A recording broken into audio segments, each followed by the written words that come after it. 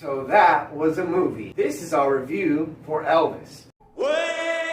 I give it a 9 out of 10. I also give it a 9 out of 10. I give it a 10 out of 10.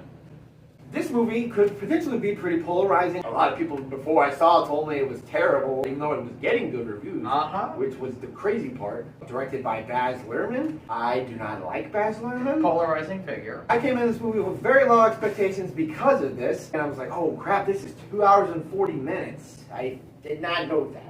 And then I sat there for 2 hours and 40 minutes and didn't feel my butt hurt. It was very fun. It was obviously cut very fast because it's a Baz Luhrmann movie, but I think that really adds to it in this particular case. Kind of coincidentally works as an Elvis movie because of that.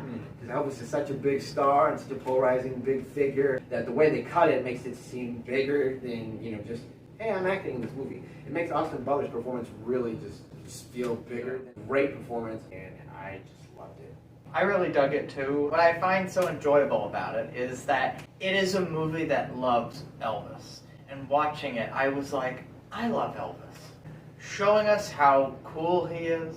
There is obviously, the dark period. But even then, it's on his side. I think this movie looks incredible. It will probably win production and costume design. Early call, but I mean, Greg Gatsby did it. But at the center of it is the Austin Butler performance. I think the year's best so far. I was really blown away by him. I want to see more of him. I already loved Elvis going in. I was ready to be disappointed because I love him so much. I never got to be alive for one of his concerts or got to see him live or anything. And this movie felt like as close as I'm going to get to seeing Elvis live because of the performance that not only Austin Butler gives on, but Baz Luhrmann does to help him with all the editing and all the stylization of everything. It was so much, and we were sitting close to the front too to get it all like just wash over us. And the movie even starts with like a bunch of jewels and gold like spinning around and it's like, this is gonna be awesome. From then I started smiling at the beginning and didn't stop until the end. Austin Butler's giving an actual performance, unlike, say, Rami Malek. It's like an embodiment. I was blown away. He should be nominated for an Oscar, but the year is young. He's not doing Johnny Bravo, though. I guess I screwed up, huh? Elvis impersonators are a thing. So people have been impersonating him since he was a thing. I felt like he had a really difficult job here to do something that felt beyond an SNL sketch or something, and I thought it was really, really good. Even as somebody who doesn't despise Baz Luhrmann's movies, I have to say this movie was a giant question mark for me because I was like, is he going to do this in good taste? And the answer is, yeah, actually. Like, I saw the soundtrack that they were prepping, and I was like, oh my god. And then they even sample a bit of it in the movie, and I was like, this works. You ain't nothing but a dog player, I get it. If you don't like his other movies, I wouldn't argue against you, because again, they're very...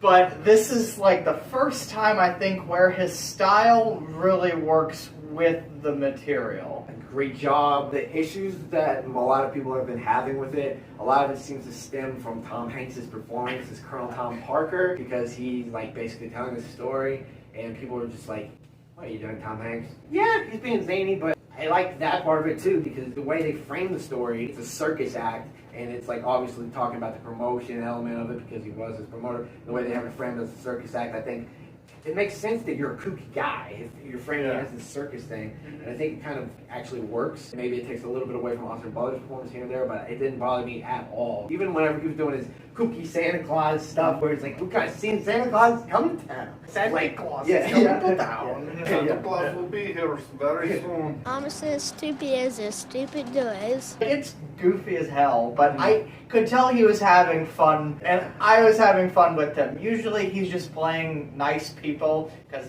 I hear he is. In this case, he's just this absolute doofus who is also kind of a monster. Yeah, that's also part of why I was completely fun with his. Like, I like The Circle, because he plays a villain, so it's like, I'm not too upset with him in this at all, because he gets to play a silly little Bond villain in this Elvis movie. Like, it was fun. Yeah. It's 2 hours and 40 minutes. I think it flies by just the way it's like the fastest 2 hour and 40 minute movie in a while. It's pretty impossible to mess up a movie that tells the entire life story of Elvis, or whatever they want to fit into 2 hours and 40 minutes about Elvis. Because like they could have stuck around a little bit more in the Hollywood part, a little bit more in here and there. I would have been fine watching this movie for 4 hours. Yeah. Messed up as that sounds to maybe some of you. He apparently has Myself a before cut. the movie. Yeah. Yeah, and I believe it. Baz is kind of like yada-yadaing Elvis' life. I didn't care. Like, I thought it was all really entertaining. Part of why this movie works so well is the spectacle of Elvis is kind of like a sideshow,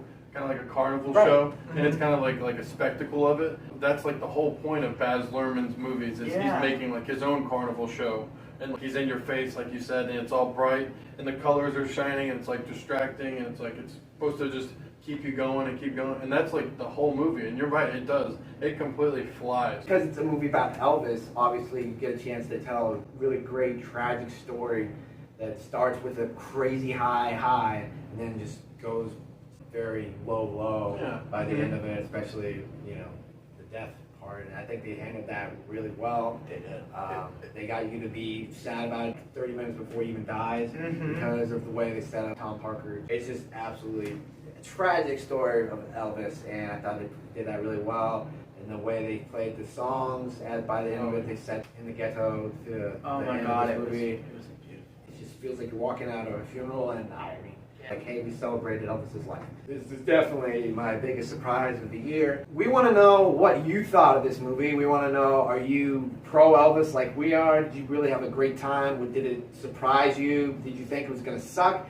Did it actually suck to you? Did you think it was just, it's a movie? If you're new to the channel and you enjoyed this review, subscribe. We put out reviews like this. We put out fun videos where we do drafts. We do top 10 lists. Leave a like if you enjoyed this. See you guys next time.